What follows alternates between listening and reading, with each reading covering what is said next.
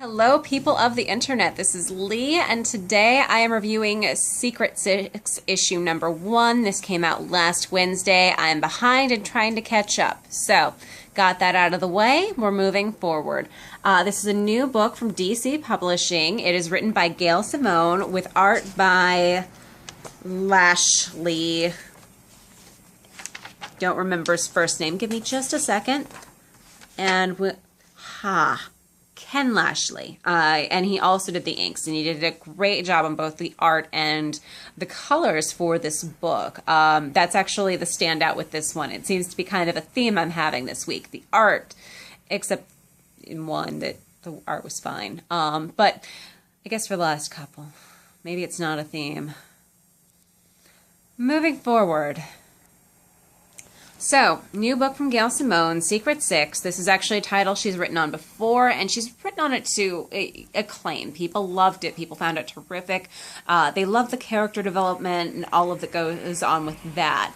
At this point, in issue 1 of this particular book, we don't have a lot of character development yet, and that's fine. This is essentially the bringing the band together issue. This is a group of 6 baddies who are locked up together for unknown reasons by an unknown person. So there's a lot of mystery going on there that I'm sure will get cleared up in ongoing issues. I think it's just, this is the curiosity piquer, the one that's supposed to make you want to continue reading additional issues. I am such a fan of the art that Ken Lashley did in this book. It is grittier. I'm trying to find a good example of this, but as you can see, my lighting today pretty much completely sucks. The art is grittier, and it feels more indie than a lot of what's been going on in the DC proper universe. And this isn't Vertigo, this is DC. So I was really surprised by that, but pleased by it too. To me, what the art is doing is setting it apart from the other books that are going on in the DC universe. It's saying that this is interesting and unique and different, and this is what's happening. And I really hope that that was the intention with the art. I don't want to be disappointed when it just ends up being kind of like everything else, though DC's doing a pretty good job of keeping their stories interesting and different and whatnot. So overall, I mean, you know, there's some junk out there. There really is. But overall, DC's doing an all right job. As far as the writing and story goes, like I said with the story, it's not anything new or exciting in that way. It's like it just bringing the band together. It's introducing us to each of the characters. It's introducing us to their powers, and it's introducing them to each other. They don't necessarily like each other. They don't necessarily want to be in the same room, but that seems to be just what happens when you have a group of people who are going to be either heroes or villains together.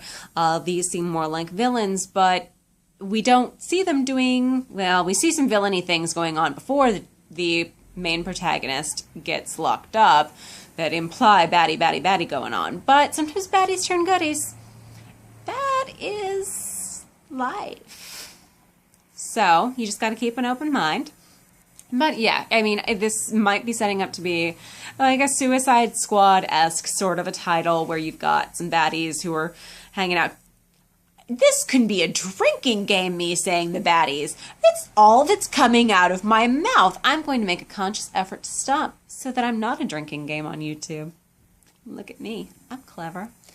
But going on, yeah, so we've got this group who are together. We don't know what the purpose is. We don't know who brought them together. Very much a prologue, a prelude to what will eventually be the story. I don't find Gail Simone's writing to be as exceptional as a lot of people do. I haven't read anything from her that makes me need to read more of hers, that makes me just really a fan of her as a writer. That's okay. Everybody has those. I don't find her to be a bad writer. I find her to be a perfectly fine writer.